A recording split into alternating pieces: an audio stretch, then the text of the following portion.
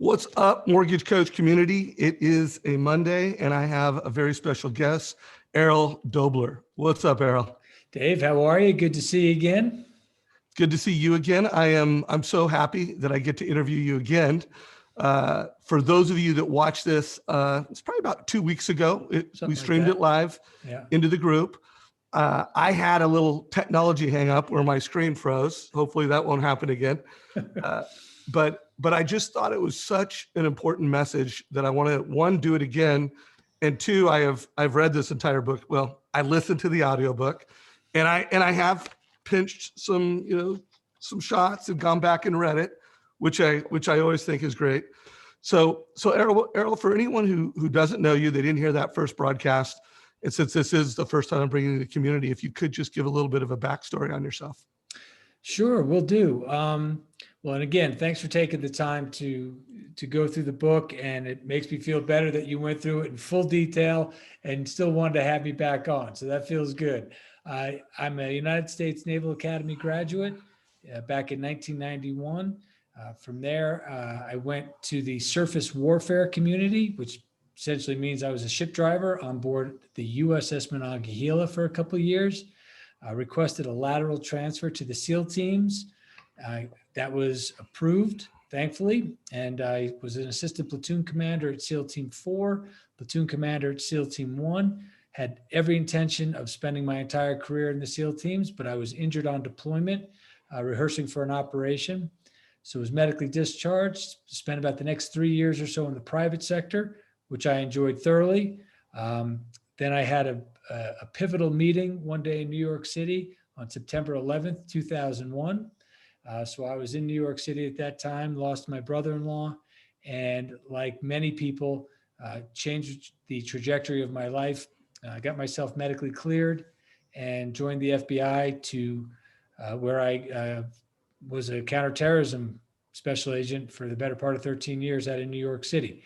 Had some frustrations with the FBI leadership, even though I loved being a special agent. I loved the job, and certainly some of the best leaders I've ever met were in the FBI. The overriding leadership culture was challenging for me to endure. So I just decided it was time to go out on my own and help people become better leaders themselves. And so I started Leader 193, and now here I am, the culmination of my career on your show. Well, what a gift to anybody who wants to grow as a leader. First of all, thank you for your service. I mean, wow, serving 2 times it sounds like over 20 years. About 20 years worth, yeah.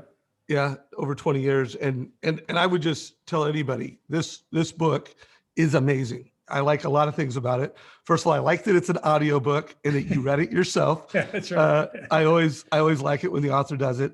I love the fact that it was 5 hours. I love the fact of how tactical it was. You took it through not only your stories and your strategies, but it went from really high level down to like how to run a meeting, how to plan for just about anything, whether you were planning for a sales call, you're planning for a sales meeting, or you're trying to implement a new piece of technology. I just think this is required reading for leaders. So great job on that, my friend. One more thing I have to acknowledge that it's probably what I think really makes your book stand out is how you took things like how to grow your emotional IQ, and you integrated that into leadership training. And then I've tried cold showers and cold plunging over the years, but the way you describe like why you should be doing this to grow your mental, grow calluses around your ability to handle adversity and handle tough conversations. It really, you've cost me a lot of cold showers. And I haven't mastered it yet. So I love that too. Well, that's the beauty of the cold exposure. And, thanks for recognizing that part.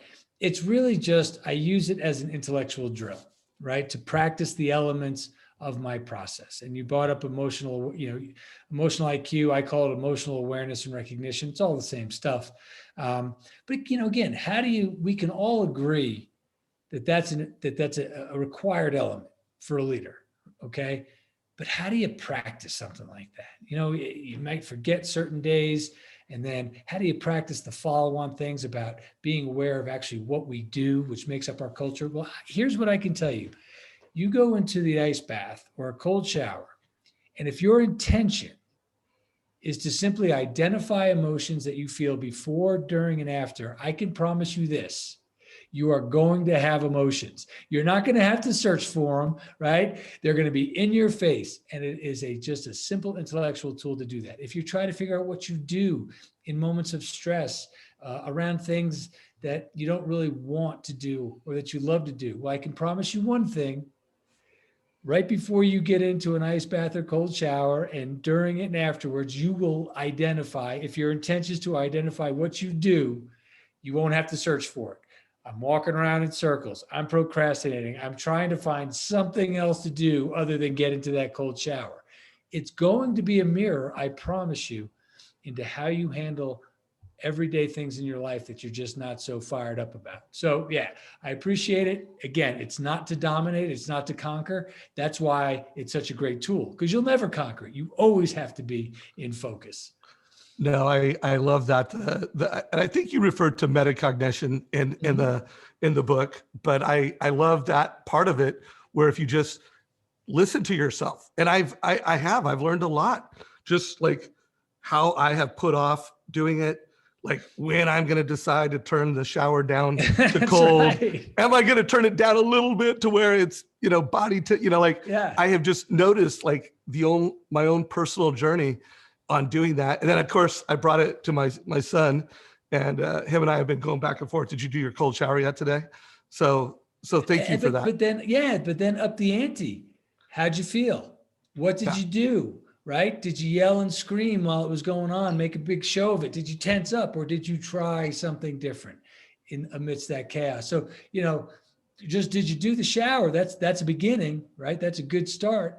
But then start to really break it down. You'll just find the conversations get just more and more fascinating. And then take it to, well, how did that apply to your daily activities? Did it have any impact? Did you do anything differently today based on what you've noticed? So yeah, that's the beauty of that cold exposure and the attention that you bring to it. It's just the conversations and the learning points are limitless. Yeah, it really is. It was a surprise little gem that I pulled out of the book. Good. And something I'm already working on personally. Good. And it's helping me with my son. So I appreciate that. Awesome. So I do have a lot more clarity coming in. The last time we were talking, I had skimmed your book, but I hadn't read it in detail. But I really feel like there's a tremendous amount of gold that you could bring to our community if, one, we could talk about your planning process and talk about SMAC a little bit. Two things are happening in the mortgage industry right now. So we got off a spectacular year in 2020. Everybody, let's just say, did double the amount of business they've ever done before. So tremendous success. And the theme of 2021 is sustainability. Like, how do we, even though we know the market's not going to be as good and there's going to be less refis, how are we sustain? We are in this place of digital transformation, and everybody knows if we're going to kill it as a team, we need to leverage certain technologies better. And as a team, we need to do that. And so like, there's a lot of loan officers listening to this or producing branch managers, and the way they're using Mortgage Coach is right. The way they're doing business is right. But to scale that with their team, they might struggle with. So I want to let's riff for 10 minutes on how to hold a great sales meeting or team meeting. And then let's transition on how you would use SMAC if you were going to roll out a new piece of technology, whether that was a CRM, whether that was Mortgage Coach. Yeah. I just think there's a lot of gold that could be had there. Yeah. So a lot to really break down there. So what you're referring to is one of the elements of my leadership process. It's element 4, the planning process. Okay. We do these things. We have this self-awareness. We establish behaviors. We establish things that we're going to hold people accountable to outside of our widget. But in the end, leaders get things done, right? That's it. That's what you are measured on. You could be the nicest guy or girl in the world. Okay. And you could, whatever, you could be the nicest person in the world. You can care, you can do all these things, but if you're not getting things done, then you're not fulfilling your job as a leader. So how do you get things done? Well, among other things, you have a plan. You can't believe, Dave, how many people just do things, right? Without a plan, a full plan. Now, I make it very clear. This planning process, the acronym is SMACC, SMACCC. It's just a straight ripoff from the SEAL teams. It's modified, watered down, and adjusted so everybody can use it, right? That planning process goes on for pages. This one doesn't need to. But the point is, the elements in this are applicable to anything. If you're looking to accomplish something, you've got to identify the situation, set of circumstances dictating a need for action. It can either be a problem or it could be an opportunity. Why are we doing something? Do we need to be doing anything at all? If you have decided that you need to do something, you need to establish what your mission is. Now, you can have multiple missions, okay? Then you're going to have to go into the prioritization process, but we have to break each mission out, right? You may have to do one thing before the next thing and so on and so forth, and that's fine. But what a lot of problems teams run into is they have this big, huge compound sentence of a mission. There's really 4 missions in there. We've got to break it out. Okay. And if you've got a mission, then you've got to establish the actions that you're going to take at the highest level. And then as you delegate those down to the micro levels, okay, what actions are we going to take to accomplish this mission? Okay. If we have actions, we need to establish command. Not, I command you to do this. It's who's in charge of what. If you've got an action, there needs to be a name next to it. If you've got a mission, there needs to be a name next to it. Not 2 names, not 1, not 3 names, because leadership by committee, I promise you, is no leadership. 1 name. And then that person delegates down. Okay. If we've got actions that we're going to be taking, we need to account for contingencies. We need to say, look, if we do these things, we're going to get it right. But let's also realize that things go wrong. So are there some things that we can just recognize right out of the gate? If something goes wrong, here's what we're going to do. Okay. Communication, not the soft skills of communication, but when are we going to talk to each other? About what are we going to talk to each other? Who's going to be on the call? And for how long are we going to speak? To the best of your ability, 100% of the information on that call is applicable to 100% of the people on that call. So that might mean for the leader, more meetings, but they're more targeted, small, short, specific meetings. Okay. And then, well, that's command, control, communication. That's it. You cover the elements of that planning process. You plan before you start doing stuff. 1 or 2 things is either going to happen. You're going to recognize that you're not ready to go forward with your plan because you've identified too many gaps and you're not ready to go, or you're going to achieve success. Simple as that. And that's tried and true, battle tested, born of blood, literally. Yeah. The things, you guys, you have to listen to this book because while he just told it to you intellectually and you can write it down, there were some things that, at least for me, connected. And it's probably been a little over a week since I finished reading it. And I personally have evolved to when I have actions, there's command. There's like who, what, where. And if 2 people own it, no one owns it. For all you new loan officers and new to leadership, that might be a new idea, but that is a difference between the best of the best. They know that, but something I've not put a lot of thought into, which I thought was brilliant about the stories you told, was the contingencies and just the thought you put into that. One, it was missing from how I have approached planning. And I noticed since I read your book, listened to your book, really have been applying it.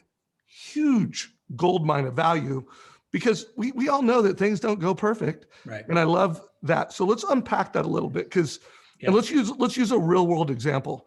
So right now, everybody sees the difference between a status quo fee worksheet, which I showed you last time we interviewed, versus a mortgage coach. And they're like, this is a better way to do it. And usually like when they roll it out, whether it's mortgage coach or a CRM, they've got a mission, they've got some goals, they've got some actions. Let's say they've done the command, but they haven't thought through all the predictable things that are the contingencies. Yeah. So would you mind unpacking that a little bit for everybody? Yeah. So there's a ton to it. So contingencies, first and foremost, will be the most difficult thing you do. Okay. And here's why, because you can think to yourself, but I can think of a million things that can go wrong. What am I supposed to do? Have a plan for any little thing that can go wrong? Or I can't think of anything. I don't know. Okay. My point when I talk about the planning process is simply account for every element. Every now and then, one of the elements is not applicable. Okay. But as long as you've accounted for it, you're going to be in good shape. So with contingencies, you think to yourself, well, you're in one of those boats. I can't think of anything. All I can do is think of things that can go wrong. Just relax.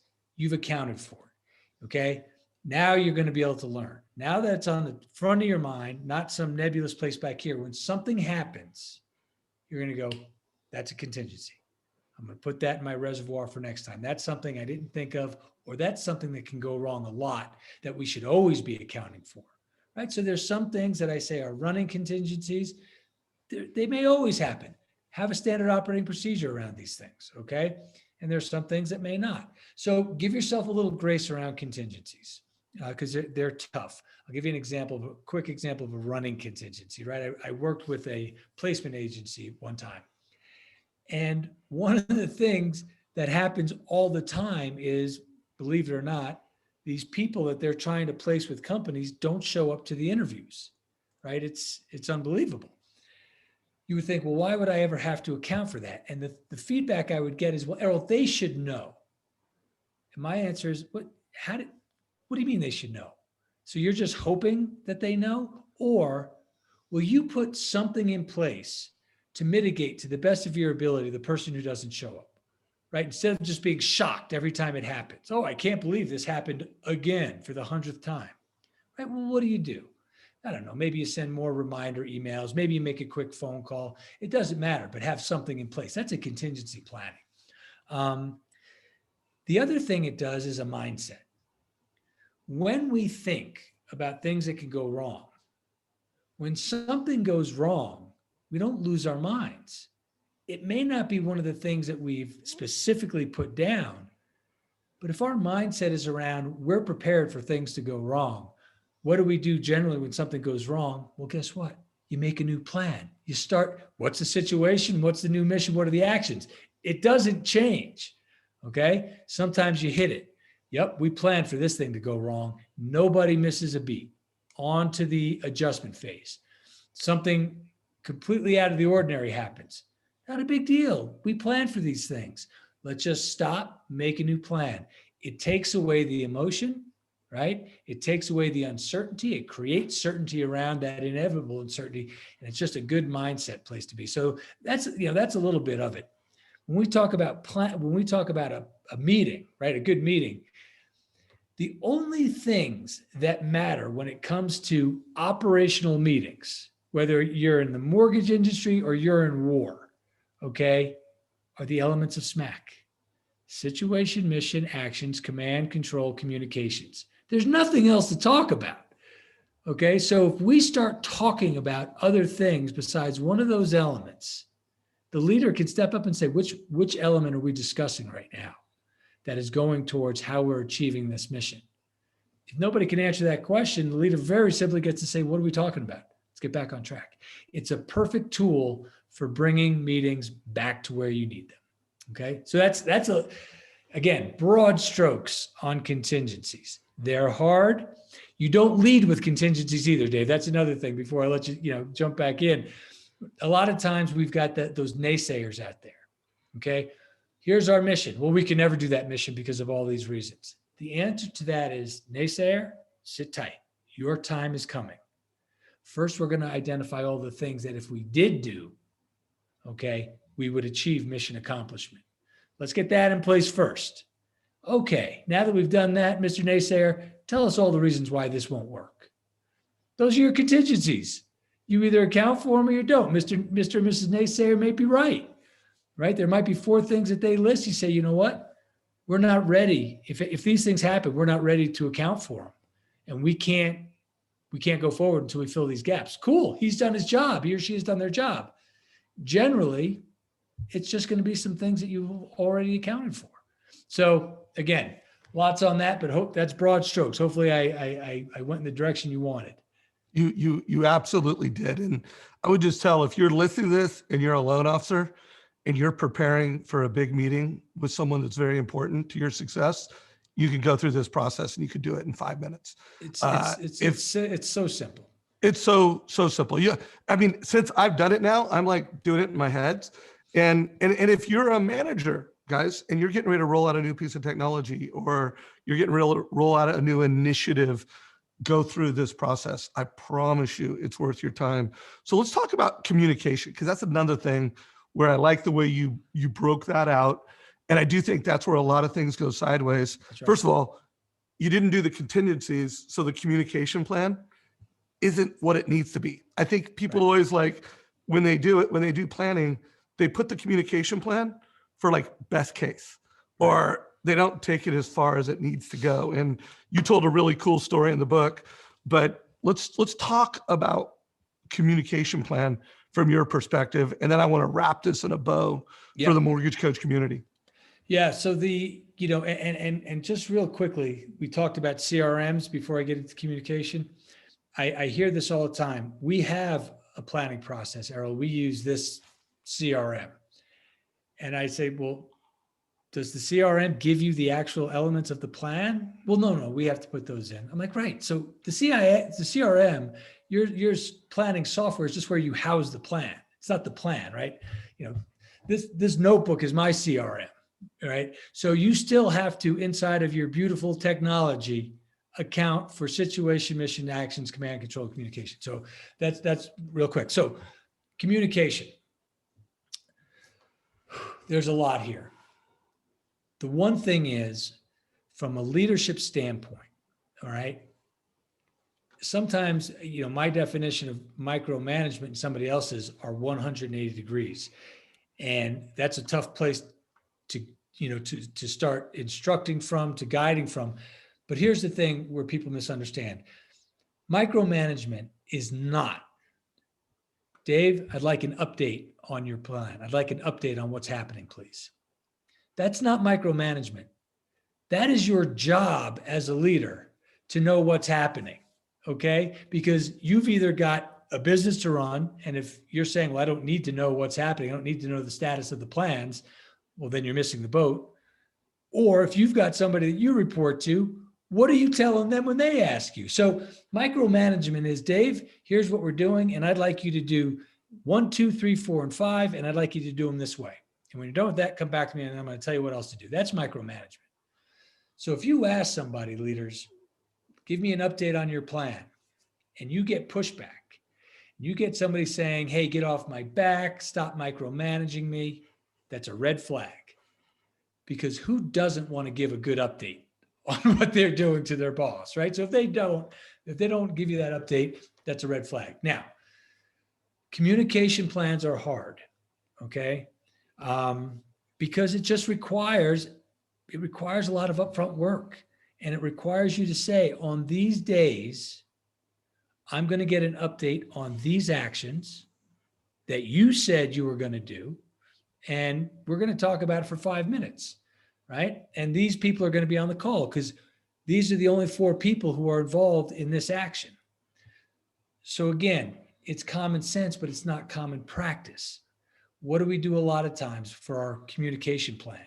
We send out one email with 50 people on it, or we have the bi-weekly call with everybody on it, and half the people aren't even paying attention because 95% of the meeting doesn't apply to them anyway, and then they're probably missing the part that does apply. Okay, I'm not saying those all-hand meetings aren't important, okay, but they're not what is going to get everybody in one direction on how things are going, and they're not the things that's going to keep you, the leader, aware of what's happening and maybe the need to make small adjustments along the way, okay? So to establish those and to have them in place, we talk about accountability. Well, how do you hold someone accountable? Well, you can't hold someone accountable if they don't know what they're supposed to be accountable to. So as it relates to the planning process, when you make a good, solid plan with all these elements, to include the communication plan, those people know what they're going to be accountable to on that call because it's part of the plan. If they're not, you get to ask a question. Why are you not on track? Guess what? You've just held them accountable. Accountability is not consequence. Accountability is asking someone to account for their actions. Dave, why aren't you on track? Now listen, your answer may make perfect sense. Oh, cool, makes sense. How? And then you're going to tell me how you're going to adjust. But here's what's more important. Your answer may give me, the leader, a clue as to something that you need that you can't see. Okay, so instead of me asking you the obligatory, well, let me know if you need anything, or, if you need anything, whatever it is, that person may not know what they need. They may be too embarrassed to tell you what they need. They may not have enough experience, but you, the leader, by asking these questions, get to say, Dave, you're behind, and I appreciate you working overtime, but perhaps you need another body. No, we've got a lot of people. Well, do they know the technology to get this done? Do they have enough experience? Well, no, it is a bunch of new people. Okay, let's stop right there. We got to switch out some people. Okay, because we're going to take forever. So now, just by the communications plan alone, you found a gap in the overall plan that probably would have derailed you if you had waited till the day before it was due to ask how it was. Now you've made a small targeted adjustment just based on the elements of the communications plan. So I love again, it. a million things there, but that's it. Well, I love it. And mortgage coach community, I want to help you have more success with our platform. So one of the things I'm going to do is create just call it a version 1 plan, where we use the SMAC framework. We show you how to roll out Mortgage Coach more effectively, include some of the most common contingencies, some of the companies I find that have the best adoption of technology, just some themes to that. I'm going to put a link down below to a Google Doc, and I'm even going to make it editable. So you guys can, we can edit this thing and come out with a great framework for planning. First and foremost, so guys, if you are a leader or a manager, I have read a lot of books on leadership. This is a special book. I highly recommend it. Like I said, I like it that it's 5 hours or less, because you can tell anybody to invest 5 hours in yourself as a leader. It's not like it's a 12-hour audiobook. It's 5 hours. It's a short period of time, and it's very linear. And like I said, I love the fact that people will grow emotional IQ, emotional fortitude. You integrate that into the book really nicely. So you did get a chance to learn a little bit more about Mortgage Coach when we spoke last, and I think you understand the mortgage industry. Any closing thoughts or things that you think people should be thinking about? Well, look, yes and no. And what I mean by that is, I would never, in my lane as a leadership consultant, I always make sure I let people know I am not going to tell you how to do your business. So if I were to coach you, Dave, I would never say, Dave, you should really move to this strategy inside of your widget, which is mortgage. But what I would say is, why are you doing what you're doing based on these elements of the leadership process? So if you are a leader, lead first. Lead with principles, lead with behaviors, lead with planning, even before you start thinking about your widget. Okay, because I promise you, everybody knows the details of the mortgage industry. Everybody knows their widget. It's going to be the behaviors that you establish as a leader that separates you from your competition. Okay, that's what's going to make the great teams. And that's, once again, that's tried and true. So that's what I would leave with leaders. Lead first. Your widget is 1A, but if you're leading poorly, it doesn't matter how good you are at your widget. And that's what I would leave people in a nutshell. Yeah, and I couldn't agree more. Well, technology has changed the world. Everything's digital. We're on Zoom. People are filling out their apps now. I think it's over 90%. I published an insight that B of A went from, I think it was about 37% digital mobile mortgage apps in 2019 to over 69% in 2020. But when I poll the mortgage coach community, the most elite loan officers of the country, 95% are using a digital app. So like the world's gone digital, Yeah. but the winners are the best leaders. The leaders, winners, right? The technology is not the leadership. no, Right? It's just technology. That's all. And it will change again. In 20 years, they're going to look back at what we're doing now, laughing. Like, oh my God, you believe they had these apps? Whatever it is. But the leadership will never change. That I can promise you. Yeah. And like I said, in this book, not only you get a great framework for management, for documenting your leadership plans and strategies, Sorry, but I don't know that. well, If you have this data, that was interesting. Do you want to open it? Technology. Sorry, wow. That was funny. Sorry, I don't know that. But you have this day in history enabled. Wow. Do you want to open it? Just pick it up. Fortunately, we can unplug that. Good deal. That is right on the money about technology. Look, it's just technology. It goes right sometimes, it goes wrong sometimes. But leadership is where the leaders need to focus. Absolutely. And you guys need to get your teams all rowing in the same place, implementing best practices that will help you thrive in the market ahead. So, Errol, what's the best places for people to follow you if they wanted to hire you to speak in the mortgage industry, which I would love to share some stages with you this year. If they wanted to hire you as a coach, where would they do that? So, Leader 193 is my business. Leader193.com is my website. I've got all my offerings up there, spelled out pretty clearly to include pricing. I don't hide anything. Everything I do is based in the process.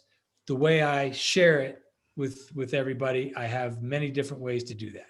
So you can check that out, leader193.com.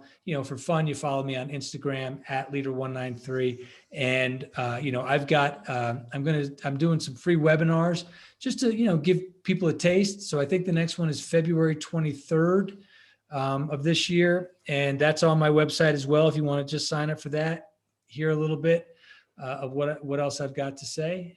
And that's where you can find me. I appreciate that. And I would love to share a stage with you someday.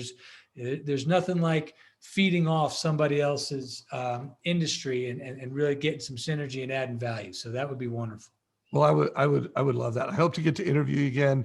If any mortgage coach leaders engage, I would love to hear how that's going. I'd love to even bring you back and take what Errol's doing and connect it to the mortgage business and our industry, so we can just get better, faster together. So this call is a wrap. If you got some value, give it a like, share it with your mortgage friends. And I'm looking forward to our next conversation. Likewise, Dave. Thanks again. I appreciate it.